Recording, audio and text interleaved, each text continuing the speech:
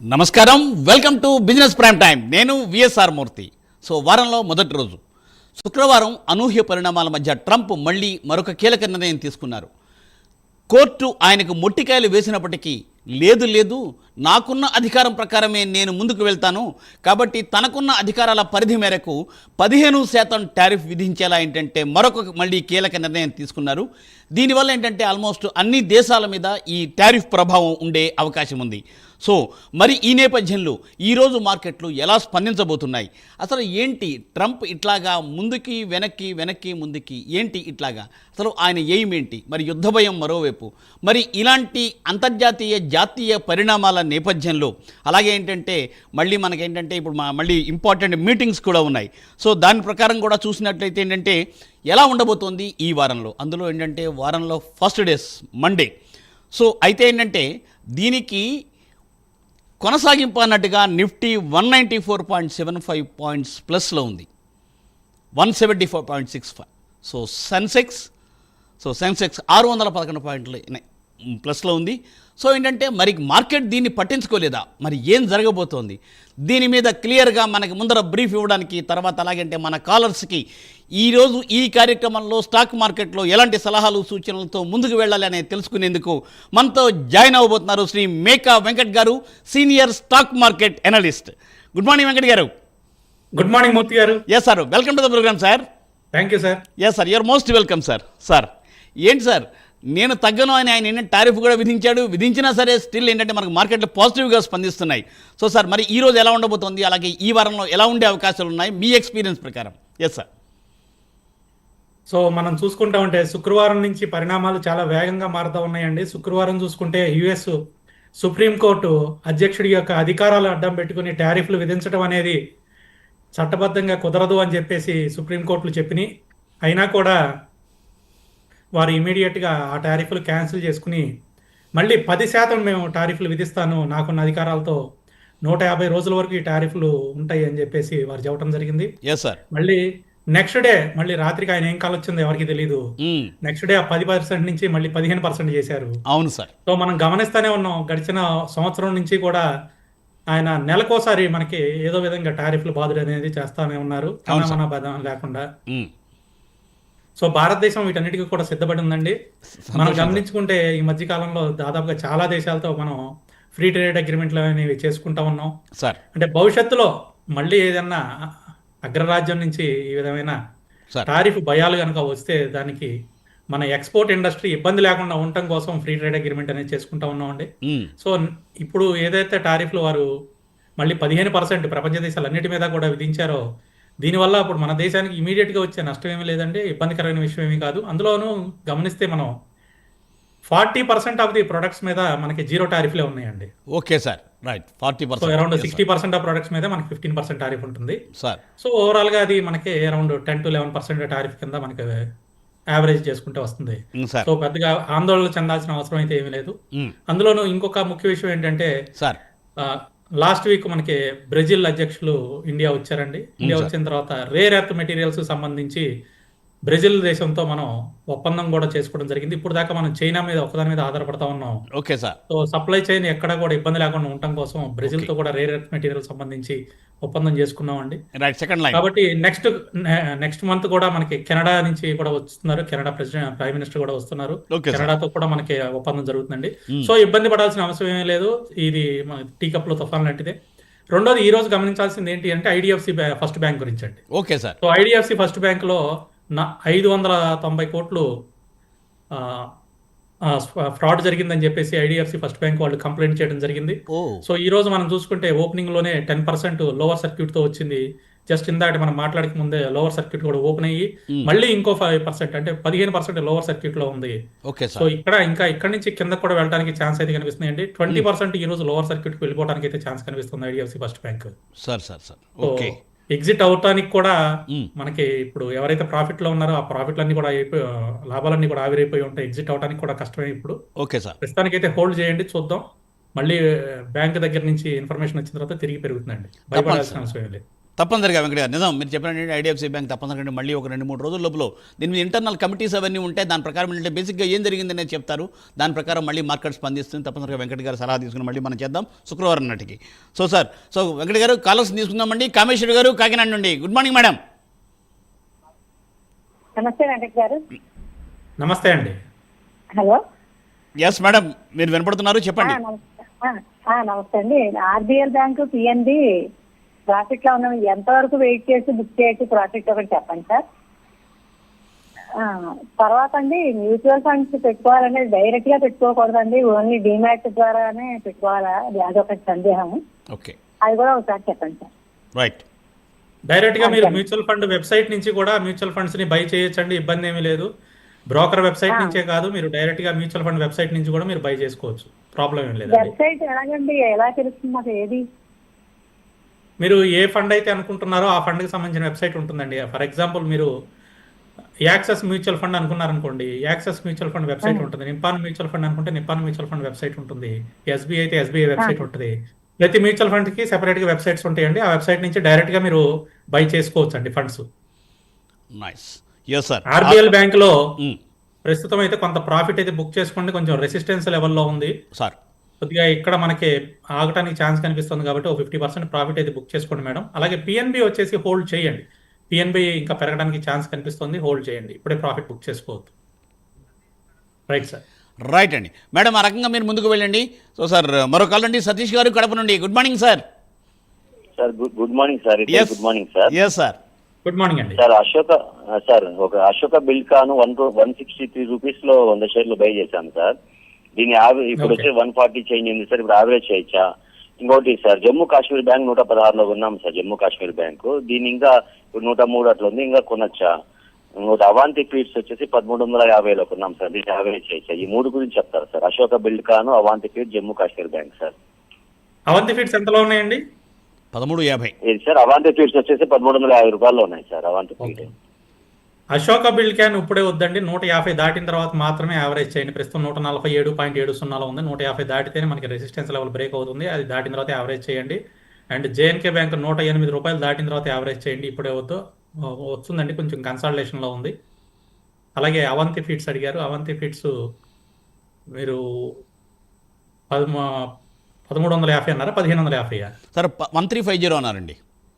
1350 sir. 1350 ఎప్పుడు తీసుకున్నారండి? 1350 అంటే 2-3 రోజులు, 2-3 రోజులు బిఫోర్ సార్. అదే అండి. సో అక్కడి నుంచి మనకి కొద్దిగా ప్రాఫిట్ బుకింగ్ అనేది జరుగుతుందండి. కొంచెం కిందకు వస్తుంది. ఈ రోజు కూడా కొంచెం 3.45% కిందకు వస్తుందండి.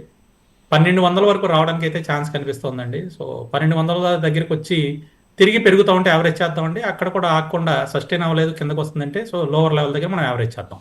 భయపడాల్సిన అవసరం లేదు, తిరిగి పెరుగుతుందండి. చిన్న ప్రాఫిట్ బుకింగ్ జరుగుతుంది అంతే. Right sir. సార్ అదండి సూచన. సో సార్ మరో కాల్ అండి, రాజేష్ గారు గుంటూరు నుండి.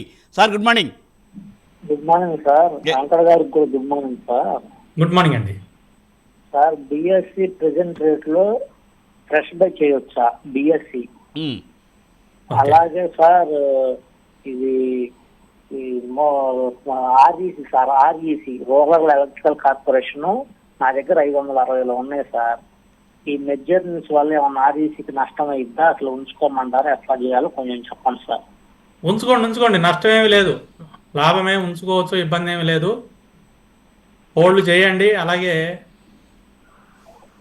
375 దాటితే యావరేజ్ చేయండి, ఇప్పుడే వద్దు. 375 దాటిన తర్వాత యావరేజ్ చేయండి. బీఎస్సీ కొద్దిగా కిందకు వచ్చిన తర్వాత తీసుకోండి. 2600 ఆ జోన్కి వచ్చినప్పుడు తీసుకోండి, ఇప్పుడే వద్దు.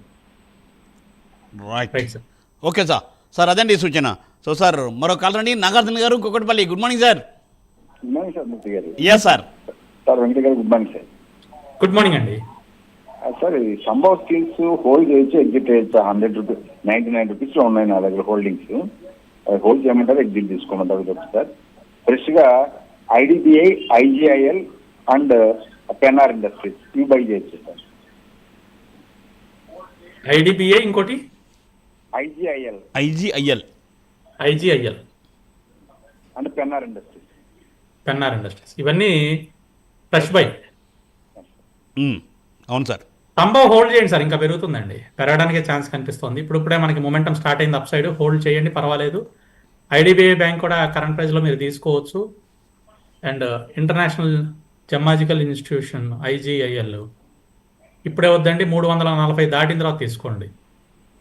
అబోవ్ 340 అయితే కొంచెం మనకు బెటర్గా ఉందండి. 340 పైన క్లోజ్ అయితే మీరు నెక్స్ట్ డే ఎంట్రీ ప్లాన్ చేయొచ్చు. And Pennar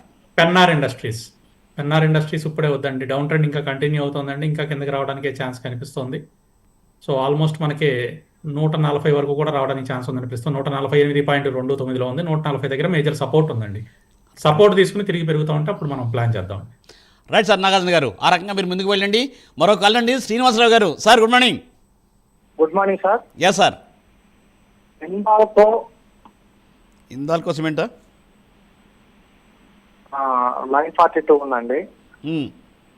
Bharat electronics, BEL, Cochin shipyard, ఈ ఫ్రెష్ ఇప్పుడు అవ్వచ్చా, వెయిట్ చేయమంటారా సార్? ఓకే, FB రెండు. ఓకే, ఇందాకో తీసుకోండి, పర్వాలేదు. ఈరోజు కొద్దిగా మనకి డౌన్ కనపడుతుంది, అంటే గ్యాప్ అప్ అయింది కానీ గ్యాప్ అప్ సస్టైన్ అవ్వలేదు. 946.90లో మనకి ఓపెనింగ్ జరిగింది, అదే హై. అక్కడి నుంచి కొంచెం డౌన్ వస్తుంది, ప్రస్తుతం 942లో ఉంది. కొంచెం తక్కువ క్వాంటిటీతో ఎంట్రీ తీసుకోవచ్చు, బుల్లిష్లోనే ఉంది. BEL కూడా కరెంట్ ప్రైస్లో మీరు తీసుకోవచ్చు అండి, 444లో ప్రస్తుతం ట్రేడ్ అవుతుంది.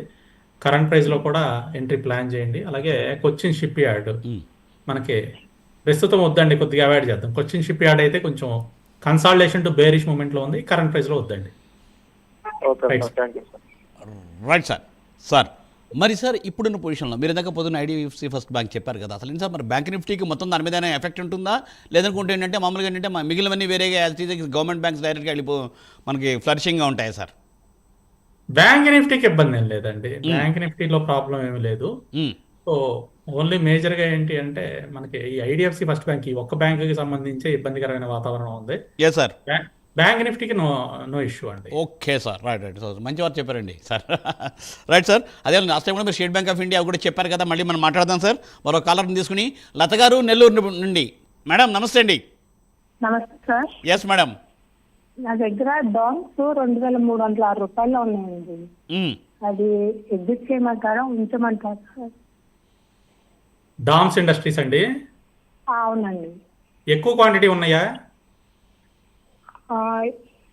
ఒక కొంచెం 2000 షేర్స్ ఉన్నాయండి, 1100 షేర్స్ ఉన్నాయండి. ఎంతండి? 1100 అసలు. 1100. 1100 షేర్స్ ఉన్నాయి 2600లో. అవునండి. 2300 అండి. 2300లో ఉన్నాయా? అవునండి. 2300లో ఉంటే ఎగ్జిట్ అయిపోండి. ఓకే అండి. ప్రస్తుత ప్రైస్ కూడా అక్కడే ఉంది, 2306లో ఉంది, ఎగ్జిట్ అయిపోండి. ఇంకా డౌన్ ట్రెండ్ కంటిన్యూ అవుతుందండి. రైట్ మేడం, ఆ రకంగా మీరు ముందుకు వెళ్ళచ్చు. సో మరో కలండి ఆదినారాయణ గారు తెనాలి నుండి. సార్ నమస్తే అండి. ఆదినారాయణ గారు నమస్కారం అండి, చెప్పండి. నా దగ్గర LIC హౌసింగ్ ఫైనాన్స్ 650లో ఉన్నాయండి. హోల్డ్ చేయమంటారా, లేదంటే అమ్మి లారెస్ ల్యాబ్ కానీ వేదాంత కానీ కొనుక్కోవచ్చా? ఓకే. సో అది అమ్మేసి కొనుక్కుందాం అనుకుంటున్నారా, లేకపోతే అది ఉంచుకునైనా కొనుక్కుంటారా? అమ్మేసి. 600 ఎంతలో ఉన్నాయన్నారు? 650. 650 ప్రస్తుతం 528లో ఉంది. లాస్ట్ బుక్ చేయడం ఎందుకు, హోల్డ్ చేయండి, ఇప్పుడే పెరుగుతుంది కొద్దిగా. హోల్డ్ చేయండి, మీ ప్రైస్ వచ్చిన తర్వాత అప్పుడు అమ్మేద్దరు. కానీ అమ్మేసిన తర్వాత లారెస్ ల్యాబ్ అయితే కొనుక్కోవచ్చు, లారెస్ ల్యాబ్ బాగానే ఉంది, పెరుగుతుందండి Laurus lab. Right sir. Right sir. Sir అదండి సూచన.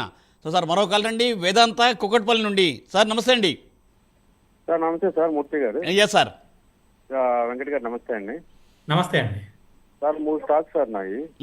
ఒకటి GK ఎనర్జీ 140లో ఉన్నాయి. తర్వాత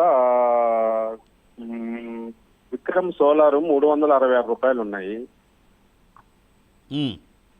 రైల్టెల్ ఫ్రెష్ బయింగ్ చేయొచ్చా? Okay. So RailTel fresh buy. అవును sir.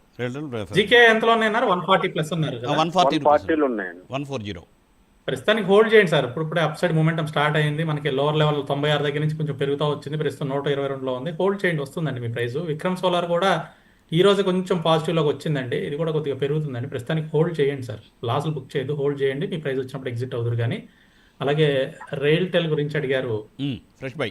So RailTel fresh entry అని అడిగారు, వద్దండి, అవాయిడ్ చేద్దాం ప్రస్తుతానికి. Right sir. సార్ అదండి సూచన. సో సార్ మరో కాల్ రండి, రఫీ గారు కడప నుండి. సార్ నమస్తే అండి, నమస్తే సార్. చెప్పండి. Sir Krishna defence and alliance ఇది ఒకటి, తర్వాత నాలెడ్జ్ మెరైన్ సార్, ఈ రెండు ఫ్రెష్ సార్. రెండు ఫ్రెష్ బై. రెండోది ఏంటండి? Knowledge marine sir. Knowledge knowledge marine అని ఓకే, వినపడుతుంది. రైట్ అండి. రెండు ఫ్రెష్ బయ్యా? అవును సార్. అవును సార్. కృష్ణా డిఫెన్స్ ఇంకొంచెం కిందకు వస్తుంది సార్, ఇప్పుడే వద్దు. లాస్ట్ 3 days నుంచి కూడా మనకి ప్రాఫిట్ బుకింగ్ జరుగుతుంది, కొంచెం కిందకు వస్తుంది. 1000 మార్క్ అయితే టచ్ చేస్తుంది. సో 990 నుంచి 1000 మార్క్ దగ్గర సపోర్ట్ తీసుకుని తిరిగి పెరుగుతూ ఉంటే అప్పుడు యాడ్ చేద్దరు. కానీ నాలెడ్జ్ మెరైన్ అయితే ఇంకా ఇప్పుడే అయితే వద్దండి, ఇంకా డౌన్ ట్రెండ్ కంటిన్యూ అవుతుంది. సో 1580 ఆ జోన్ కనుక బ్రేక్ అయింది అని అంటే మాత్రం మళ్ళీ నెక్స్ట్ 1400 జోన్ వరకు కూడా వచ్చేస్తుంది. ప్రస్తుతానికి అయితే అవాయిడ్ చేద్దాం సార్ నాలెడ్జ్ మెరైన్ని. సార్ రైట్ అండి. సార్ అదండి సూచన. సార్ కృష్ణ గారు అండి కడప నుండి. సార్ నమస్కారం అండి కృష్ణ గారు. సార్ నమస్తే అండి Krishna garu. Hello sir call cut అయినట్లు కాల్ డ్రాప్ అయినట్టుందండి. ఇందాక మీరు బ్యాంక్ నిఫ్టీ గురించి అడిగారు. Exactly sir. Yes sir. Sir bank నిఫ్టీలో మనకి మొత్తం 14 స్టాక్స్ ఉంటాయండి. Yes sir. సో ఈ 14 స్టాక్స్లో ఐడిఎఫ్సి ఫస్ట్ బ్యాంక్ కూడా ఉంటుంది. అవునండి, అవును సార్. అయితే దీనికి ఉన్న వెయిటేజ్ అనేది చాలా తక్కువ అండి సార్.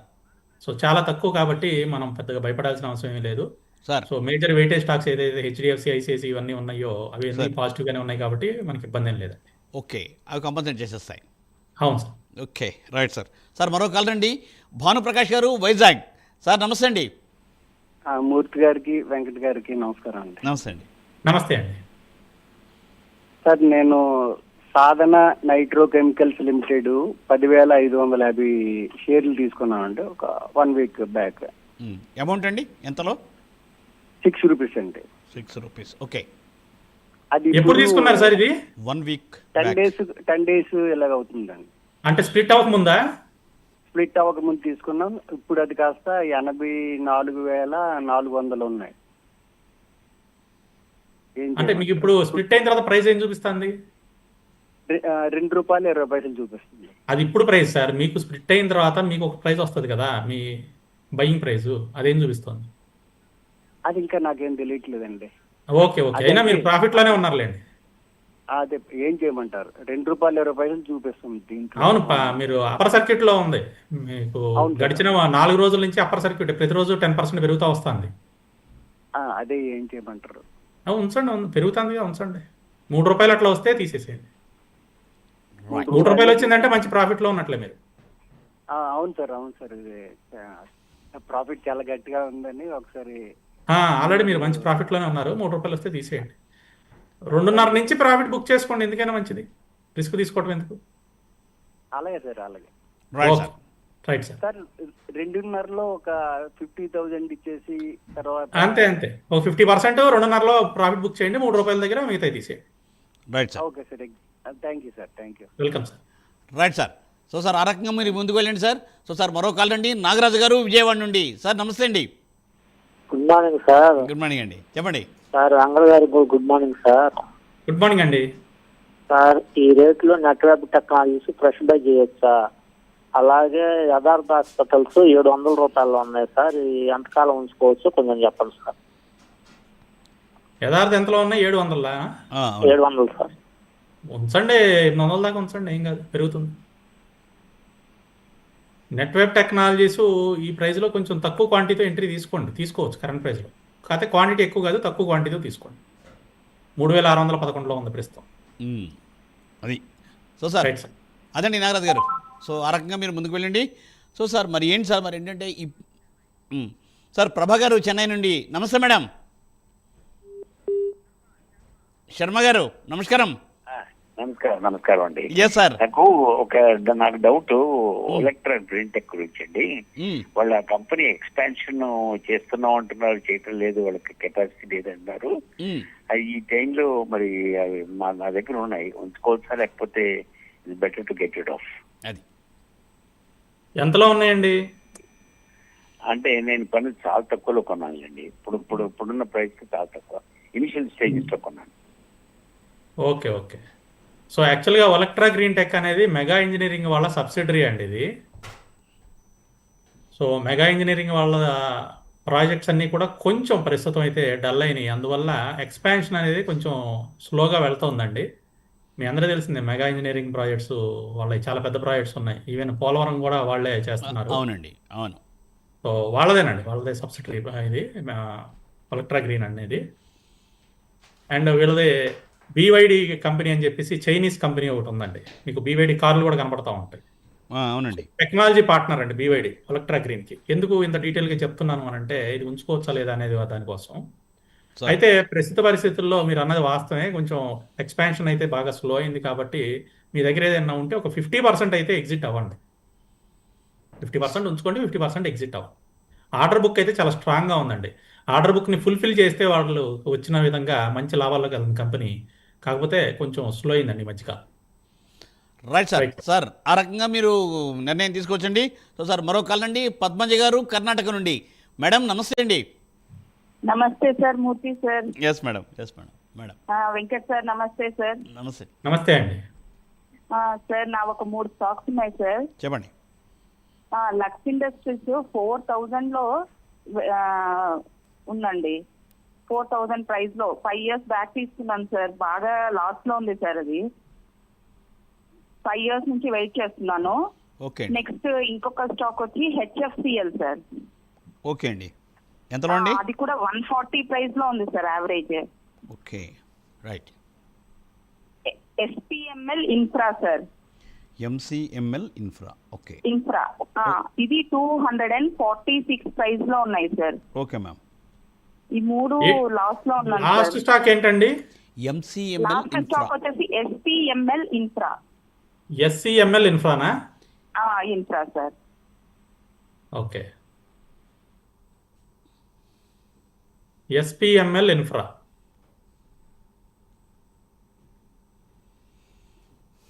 ఎంతలో ఉందండి ఎస్పీఎంఎల్ ఇన్ఫ్రా? ప్రస్తుతం 177లో ఉంది. 246. నా దగ్గర యావరేజ్ వచ్చేసి 246 సార్. 246. ఓకే. లక్స్ ఇండస్ట్రీస్ ఎప్పుడండి? 2021 నవంబర్ ఆ టైంలో తీసుకున్నారా? అవును సార్, కరెక్ట్ 2021 నవంబర్ లో తీసుకున్నాను సార్. అదేనండి, మీరు చెప్పిన ప్రైస్ అప్పుడే వచ్చింది, అందుకనే అన్న నవంబర్ అని. 4000 లో తీసుకున్నాను సార్. బాగా టెక్నికల్గా బాగా వీక్ అయిపోయిందండి.